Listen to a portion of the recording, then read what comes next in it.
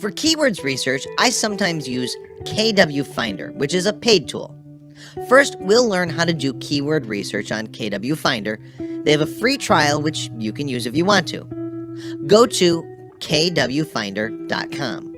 Now, on this page, you need to enter your main keyword here. This is mainly what your brand is about. If you're selling laptops, your primary keyword is laptop, so type in laptop.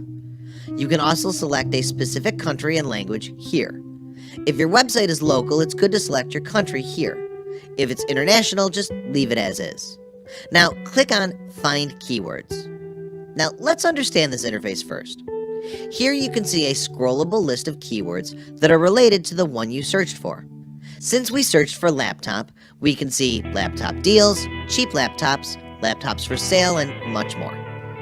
Next to these suggested keywords is the search volume trend. This shows the trend of the keyword searches in the last 12 months. For something like Christmas tree, the trend will be higher towards the end of the year rather than the start or the middle. For something more general like laptops, it'll be almost consistent. Next to trend is search or traffic. This is the amount of people that searched for this keyword in the last 12 months. This is the CPC cost we talked about. Next to it is PPC competition. PPC means pay per click. This is related to ads and Google AdWords. Nothing to do with keyword research for now. Lastly, it's the difficulty score. For keywords on KW Finder, you would want one that has a score of less than 50. This means lesser competition. Now, scroll this list.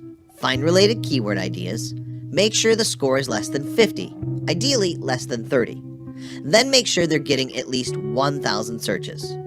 Make a list of such keywords. Either use Excel or you can use a paper pencil or any other tool. Make a list of keywords you want to target. Along with that, mention their difficulty and traffic. In the next video, we'll look at how to get this data from a